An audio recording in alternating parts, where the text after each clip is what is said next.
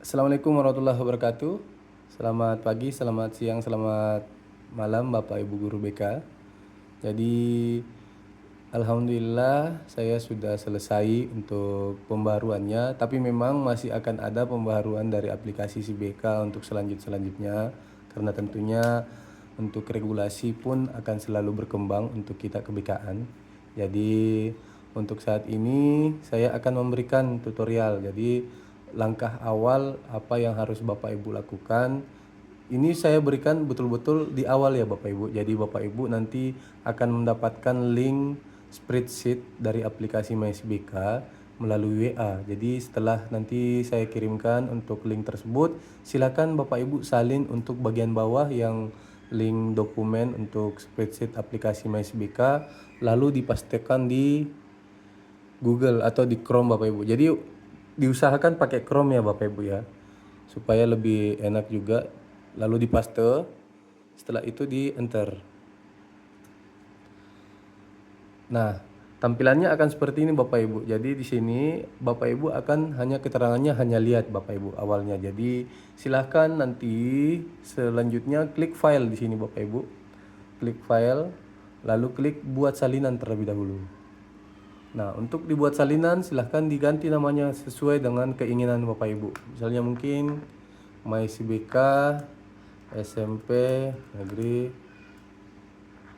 S1 BK misalnya. Ini contoh ya Bapak Ibu. Oke, lalu selanjutnya buat salinan.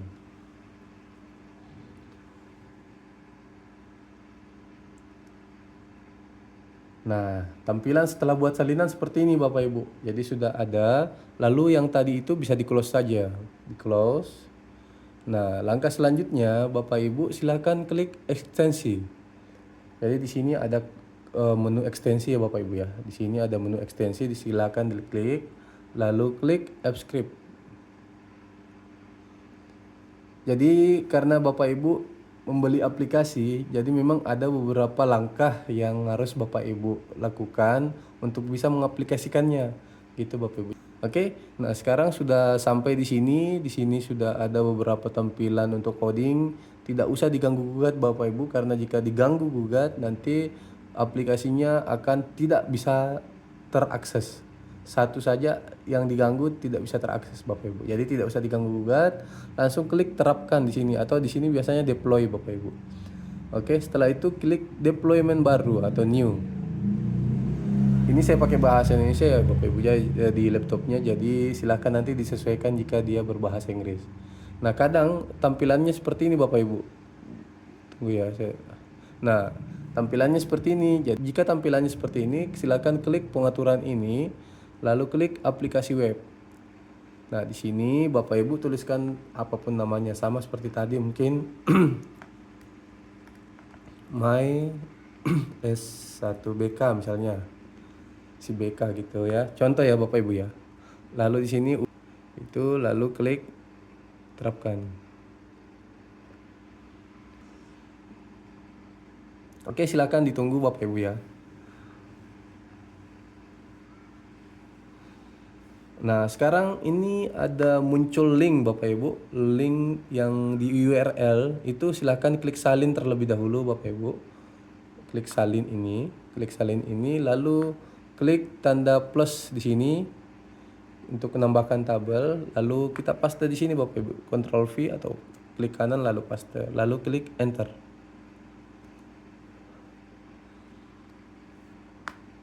Oke, setelah ini jika ada seperti ini, silakan diklik review permission aja.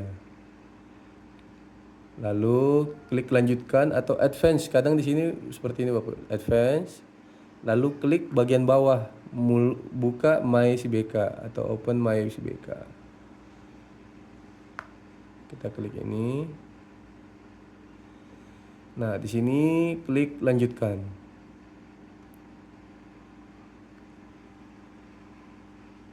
Jadi mungkin untuk pengguna sebelumnya beda ya aksesnya untuk aktivasinya, tapi hanya sedikit berbeda, cuma ada langkah-langkah yang tetap sama yang pasti insya Allah gampang dipahami.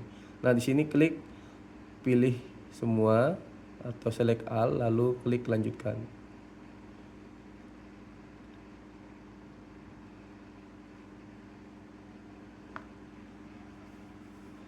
Nah, sekarang sudah jadi Bapak Ibu. Jadi sudah aktivasi seperti ini.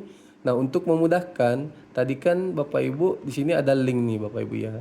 Di sini ada link. Jadi silahkan klik salin, terus kembali plus. Sebenarnya sudah bisa sih tadi, tapi kita ulang lagi.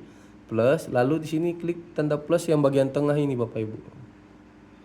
Lalu klik di sini tuliskan namanya MySiBK lagi ya. MySiBK. Terus di bagian URL kita paste atau Ctrl V. Lalu klik down. Nah, di sini sudah muncul nih top barnya Bapak Ibu. Jadi kalau misalkan Bapak Ibu ingin mengakses melalui laptopnya, tinggal masuk di Chrome-nya. Ini saya close dulu ya Bapak Ibu ya, supaya bisa kita contohkan. Saya close-kan semua dulu misalnya. Terus masuk ke drive-nya. Di sini kan tadi sudah ada Bapak Ibu ya. Ini dia Bapak Ibu. Jadi sudah masuk, tinggal klik ini, Bapak Ibu sudah masuk di aplikasi MySiBK. Oke, ini halaman loginnya Bapak Ibu. Tentunya Bapak Ibu memasukkan username dan password yang Bapak Ibu buat.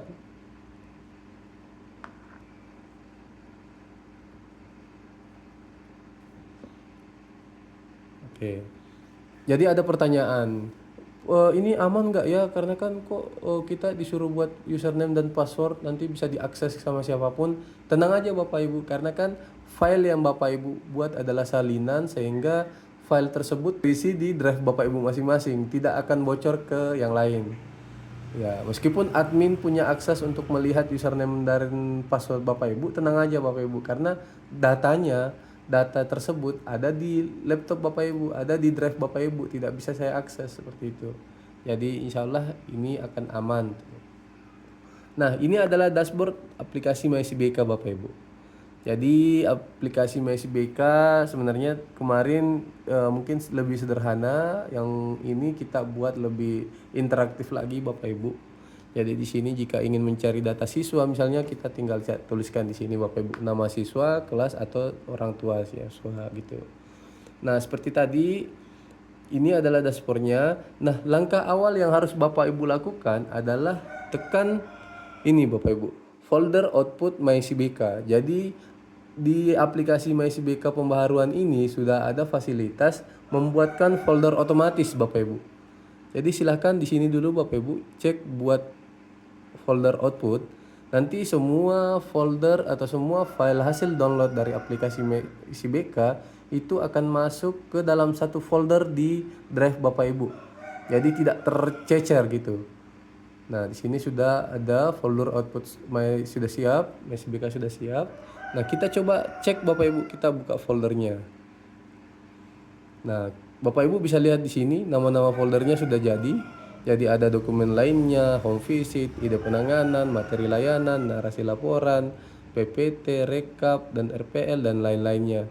Dan itu tersimpan di drive Bapak Ibu semua. Nah, di drive Bapak Ibu. Di sini Bapak Ibu, MySiBK output dokumen. Gitu. Jadi nanti apapun yang Bapak Ibu cari akan otomatis tersimpan di sini. Gitu ya. Nah, oke, kita kembali ke My aplikasi SiBK Bapak Ibu. Oke, nah di sini interaktifnya Bapak Ibu bisa melihat jumlah siswa asuh Bapak Ibu, terus jumlah kelasnya, terus berapa siswa laki-laki dan berapa siswa perempuan. Tentunya itu seperti biasa Bapak Ibu ya. Lalu di sini ada notifikasi nanti untuk siswa perlu perhatian, jadwal hari ini, ringkasan disiplin tinggi, aktivitas terbaru, catatan disiplin bulan ini, catatan anekdot bulan ini, dan evaluasi layanan bulan ini, mini grafik ketidakhadiran, komposisi layanan BK. Dan di sini ada sistem pembaruan MySiBK. Nah, sistem pembaruannya ini nanti bisa Bapak Ibu cek pembaharuan, terus perbaiki database jika sudah ada pembaharuan baru. Namun untuk pembaharuannya tetap akan saya informasikan ke grup siaran aplikasi MySiBK Bapak Ibu. Jadi nanti sebelum Bapak Ibu cek, insya Allah saya sudah menginformasikan bila ada pembaharuan. Nah, selanjutnya di sini saya jelaskan Bapak Ibu ya. Di sini siswa perlu perhatian nanti akan muncul jika ada 3 sampai 5 anak yang sangat perlu perhatian. Misalnya dia alfa 3 hari dalam 1 minggu itu nanti akan muncul di sini, karena itu bisa kita lakukan konseling individu ataukah melakukan home visit sesuai dengan kebutuhannya.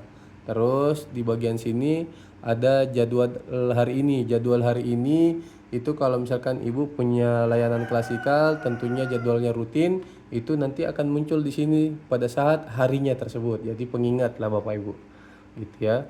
Nah, selanjutnya di sini ringkasan disiplin tinggi. Ringkasan disiplin tinggi misalnya ada siswa yang sering terlambat 1 minggu, mungkin 3 kali 4 kali dia terlambat, terus terakumulasi, dia akan muncul di sini 5 siswa juga Bapak Ibu. Terus di sini aktivitas terbaru. Nah, aktivitas terbaru nanti di situ misalnya ada inputan disiplin tadi, terus anekdot yang kita tulis, terus evaluasi layanan. Misalnya kita sudah melakukan klasikal, penilaiannya dimasukkan ke sana, terus di sini akan ada muncul apapun aktivitas terbaru Bapak Ibu. Lalu di sini catatan disiplin bulan ini yang Bapak Ibu sudah lakukan, catatan anekdot, terus evaluasi layanan, terus di sini grafik ketidakhadiran, tentunya informasi dari ketidakhadiran siswa, lalu komposisi layanan yang sudah Bapak Ibu lakukan. Itu layanan pribadi, sosial, belajar maupun karir. Ya. Nah, jadi ini ya Bapak Ibu ya. Jadi ini adalah tampilan yang di dashboard. Ini baru dashboard loh Bapak Ibu. Kita bahas, kita belum membahas yang lainnya. Lalu di sini ada fasilitas asisten AICBK Bapak Ibu. Nah, fasilitas asisten AICBK ini di sini Bapak Ibu bisa minta bantuan seputaran BK, mempertanyakan apapun tentang BK, Bapak Ibu akan dijawab. Terus di sini Bapak Ibu bisa minta tolong untuk dibuatkan RPL, baik klasikal, individu, kelompok, bimbingan kelompok, seperti itu Bapak Ibu. Jadi bisa dibuatkan di sini. Terus sudah bisa juga minta tolong buatkan PPT, materi layanannya sudah, terus narasi laporan. Jadi kalau misalkan Ibu sudah melakukan layanan klasikal, konseling individu, Bapak Ibu tinggal nanya di sini Bapak Ibu, masuk di narasi laporan, terus apa yang sudah dilakukan. Nah, nanti dia akan tergenerate sendiri Bapak Ibu. Lalu selanjutnya ada ide penanganan. Kadang begini Bapak Ibu, apalagi guru-guru BK baru yang jika menemukan sebuah masalah tidak tahu harus melakukan apa untuk menangani siswa tersebut. Jadi di sini tinggal dimasukkan Bapak Ibu. Masukkan ide penanganannya. Tentunya dituliskan dulu dia masalahnya apa, dia jenjangnya apa, terus kelas berapa, terus bidangnya apa masalah itu. Di sini dijabarkan masalahnya apa yang ingin diselesaikan. Oke Bapak Ibu. Jadi bagian tanya BK juga sama ya Bapak Ibu ya. Di sini sudah ada contohnya, nanti tinggal ditanyakan saja. Apapun mengenai BK insya Allah bisa dijawab. Lalu di sini RPL-nya kita coba lihat Bapak Ibu. Nah, kalau di RPL-nya sudah saya sesuaikan dengan deep learning. Yang harus kita ketahui, banyak mispersepsi di lapangan bahwa deep learning itu bukan kurikulum Bapak Ibu. Jadi deep learning itu adalah pendekatan. Jadi jangan sampai Pak saya butuh RPL untuk kurikulum deep learning. Itu mispersepsi yang sering terjadi.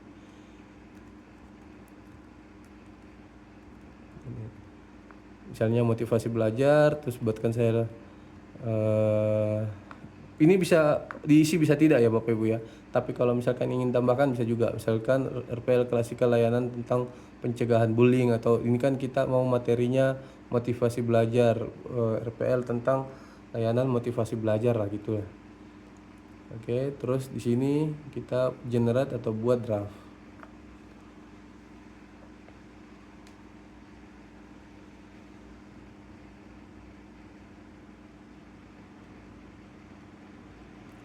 Oke, draftnya sudah jadi Bapak Ibu, dan bisa Bapak Ibu preview di sebelahnya, di sebelah kiri ini.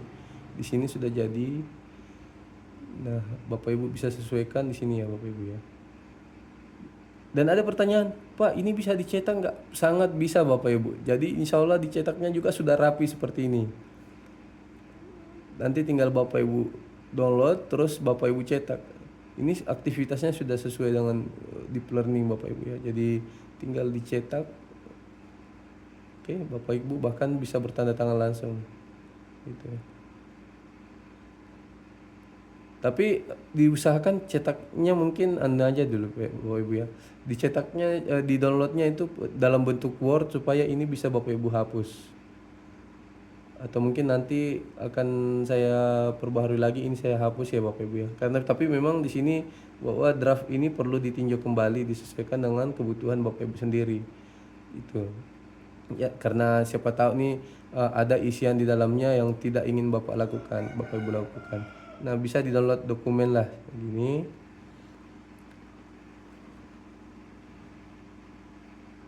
Kalau bentuk PDF kan Bapak Ibu akan kesulitan untuk ngedit Bapak Ibu ya. Jadi kalau untuk dokumen Bapak Ibu bisa menghapus, menyesuaikan dengan apa yang akan Bapak Ibu lakukan. Bapak Ibu agak lama ya waktunya ya, ditunggu aja karena tentunya ini mengenerate sendiri.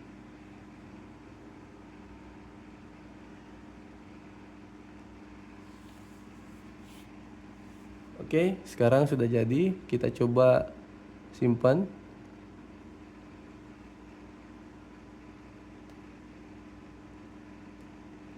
Oh maaf, tadi seharusnya saya simpan dulu Bapak Ibu ya. Disimpan, ya berhasil disimpan ke riwayat. Oke.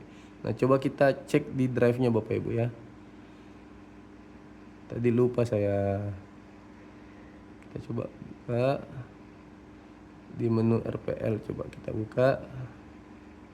Nah, ini udah jadi Bapak Ibu. Tadi yang spreadsheet-nya udah jadi, ini motivasi belajar. Kita coba buka ya Bapak Ibu. Yang atas saja. Nah, bisa Bapak Ibu lihat di sini sudah sangat rapi. Tapi mungkin masih bisa disesuaikan dengan format Bapak Ibu. Mungkin ini terlalu apa ya istilahnya? Jaraknya terlalu jauh, bisa disesuaikan, bisa dirapikan lagi. Tapi saya rasa ini insya Allah sudah sangat mumpuni untuk Bapak Ibu digunakan di sekolahnya atau di kelasnya. Yang ini tadi kan tinggal Bapak Ibu hapus.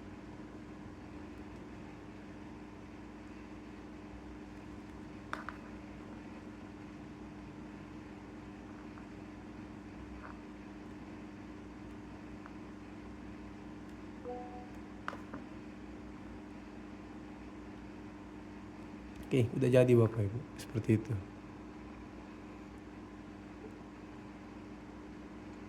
Jadi itu tadi Bapak Ibu tentang asisten AI CBK.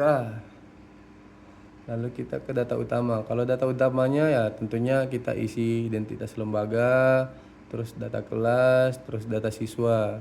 Nah, di data siswa ini ada fasilitas Bapak Ibu. Jadi di sini ada nomor WA orang tua siswa. Jadi Bapak Ibu jika butuh untuk menghubungi orang tua siswa secara cepat, tinggal ditekan ini Bapak Ibu, klik WA, dia akan otomatis mengarahkan ke WA. Tapi kalau misalkan ini paling enak sih dibuka di HP Bapak Ibu. Kalau di laptop kan harus ada WA webnya dulu. Gitu, WA webnya harus di-downloadin. Tapi kalau dibuka di HP dia akan langsung terhubung dengan WA-nya Bapak Ibu. Oke, terus di sini ada absensi. Nah, untuk absensi ada dua, absensi kehadiran, absensi disiplin. Saya tidak usah terlalu memperlihatkan atau menunjukkan cara gunanya Bapak Ibu ya. Jadi insya Allah Bapak Ibu akan familiar jika Bapak Ibu juga sering membuka aplikasi ini. Gitu. Jadi tentunya absen kehadiran di sini minggu pertama. Di sini saya pakai minggu ya Bapak Ibu, bukan hari. Karena untuk memudahkan aja sih sebenarnya. Untuk memudahkan Bapak Ibu melakukan evaluasi itu per minggu. Jadi Bapak Ibu keliling kelasnya itu bisa ngecek per minggu, sekali per minggu. Jadi jika ada siswa yang tidak hadir 3 hari misalnya dalam 1 minggu, tinggal dituliskan aja. Mei. Sekarang kan masih bulan Mei Bapak Ibu. Kita ambil April aja. Dan sudah lewat, terus 9, terus tampilkan. Nah, di sini nanti tinggal dituliskan berapa hari dia alfa dalam 1 minggu gitu, dalam bentuk angka ya Bapak Ibu, terus disimpan. Lalu di sini nanti bisa dicetak rekapannya, mau rekapan per minggu, bulanan, semester, tahunan, atau rentan tanggal. Jadi Bapak Ibu tinggal pilih kelas seperti itu tahunnya. Terus absensi kehadiran. Nah, kalau absensi disiplin itu ada 3 indikator, itu terlambat, bolos, kerapian. Yang tadi saya jelaskan bahwa jika ada anak yang mungkin 3 hari juga dia sering terlambat dalam 1 minggu, dia akan teridentifikasi di sini Bapak Ibu.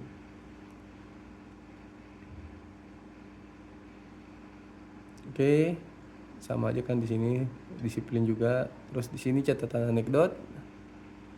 Catatan anekdot seperti ini pengisiannya. Tentunya Bapak Ibu sering sih sebenarnya untuk mengisi, cuma di sini Bapak Ibu nanti bisa menyimpan dokumen itu langsung ya kita arahkan ke digital lah Bapak Ibu. Tapi kan tidak mungkin pada saat Bapak Ibu sedang ada siswa yang konseling atau ada siswa yang konfirmasi atau ada guru yang ingin melapor, Bapak Ibu cuma pegang HP atau pegang laptop terus ngetik di depan orang yang sedang bercerita. Jadi tetap butuh yang namanya kertas Bapak Ibu. Nanti setelah Bapak Ibu tulis di kertas apa yang diceritakan, apa identifikasi masalahnya, apa tindak lanjutnya, itu Bapak Ibu isikan di sini. Lalu tersimpan otomatis nantinya. Begitu. Lalu di sini poin siswa. Nah, poin siswa ini ada beberapa versi sih Bapak Ibu. Pertama ada penerangan seperti ini.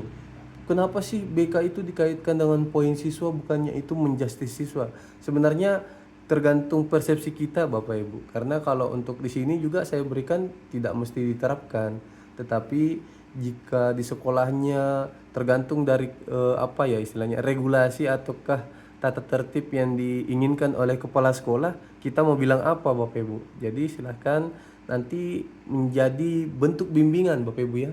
Di sini jadi sudah ada keterangannya bahwa penilaian ini tidak didasarkan untuk menjadi apa? Untuk menjadi hal menjustis siswa, tetapi tolak ukur bahwa siswa itu butuh bimbingan.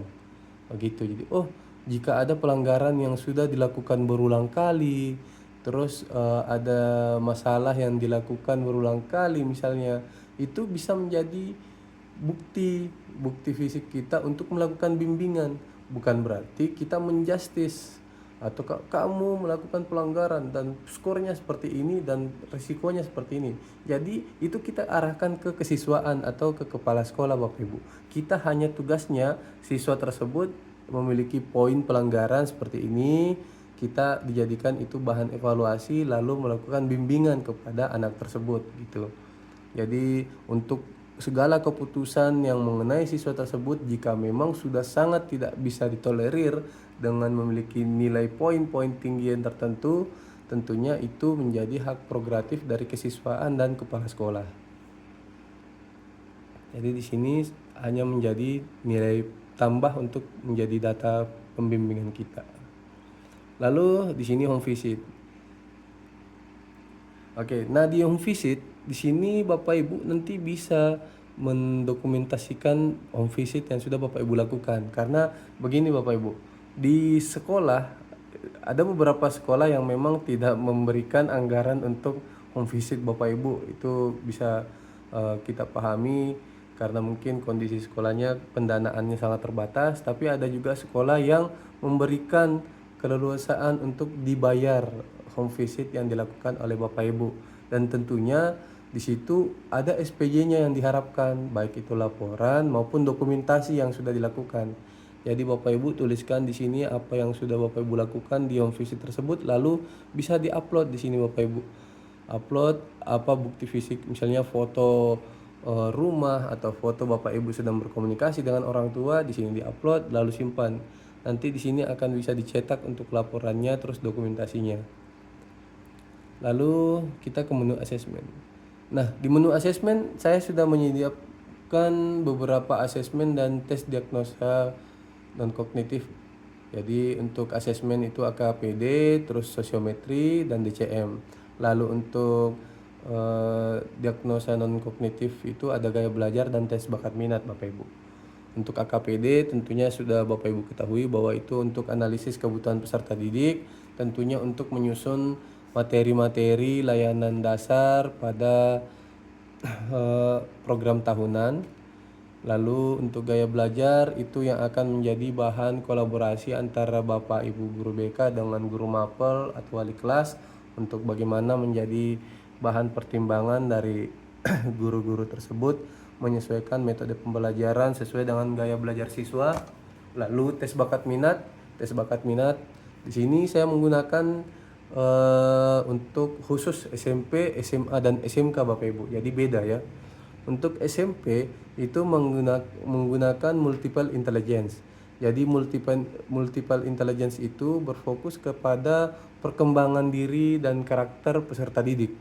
Nah, untuk SMA itu lebih berfokus kepada minat dan juga pendidikan lanjutan, dan untuk SMK itu berfokus kepada riasat untuk DUDI atau dunia industri dan dunia kerja.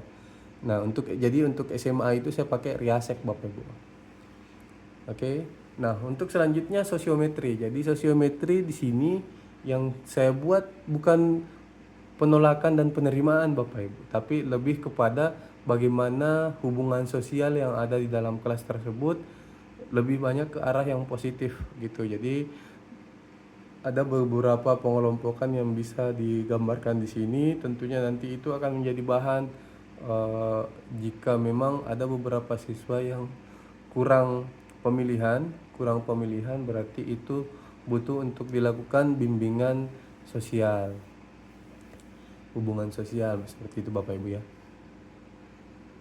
Gitu. Terus di sini DCM tentunya Bapak Ibu sudah tahu bahwa DCM itu adalah tujuannya untuk daftar cek masalah, untuk mengidentifikasi beberapa masalah yang dimiliki oleh siswa. Nanti itu bisa menjadi bahan pertimbangan juga untuk dilakukan konseling individu, konseling kelompok, dan layanan-layanan lainnya. Dan untuk isi-isiannya sama semua Bapak Ibu ya. Di sini ada instrumen yang Bapak Ibu bisa download.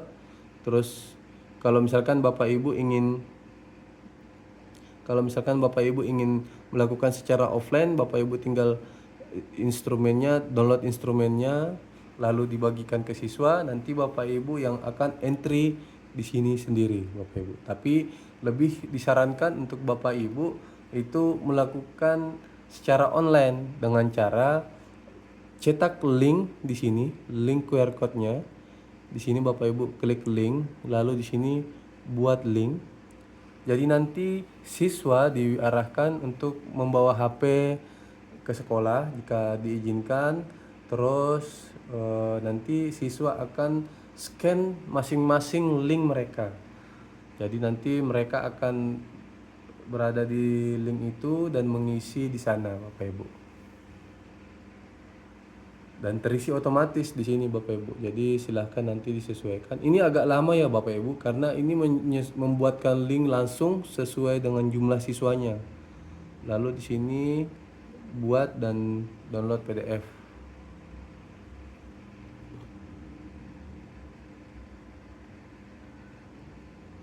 Oke. Nah, di sini Bapak Ibu ya.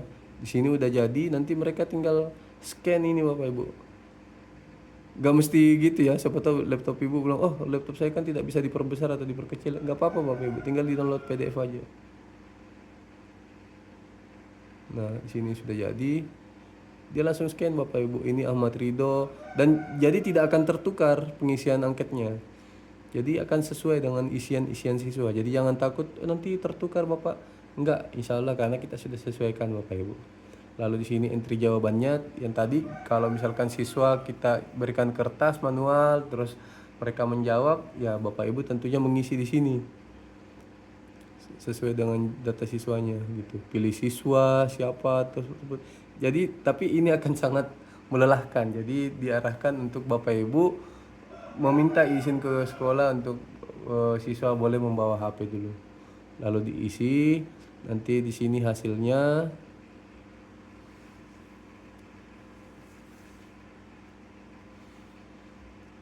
Nanti di sini hasilnya Bapak Ibu ya. Jadi hasilnya akan seperti ini contohnya. Lalu di sini rekomendasinya. Rekomendasi ini nanti akan menjadi rekomendasi Bapak Ibu membuat program ataukah melakukan laksanaan tindak lanjut. Oke, di sini bisa disimpan Bapak Ibu ya.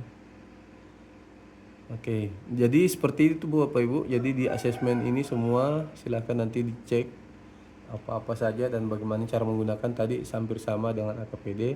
Semua bentuknya juga sama Bapak Ibu. Jadi akan familiar.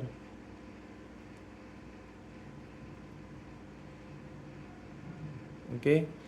Selanjutnya kita ke program BK. Nah, untuk di sini untuk capaian layanan, tujuan capaian layanan BK, program BK Itu masih saya sesuaikan Bapak Ibu, masih dalam proses pengembangan. Tapi Bapak Ibu bisa menggunakan file yang sudah ada di aplikasi MyCBK juga. Jadi di sini tinggal klik, terus di sini sudah sangat banyak berkas-berkas yang Bapak Ibu, dokumen-dokumen yang Bapak Ibu butuhkan dari penilaian akreditasi. Jadi di sini sudah banyak Bapak Ibu. Jadi tinggal Bapak Ibu cari mana yang Bapak Ibu butuhkan.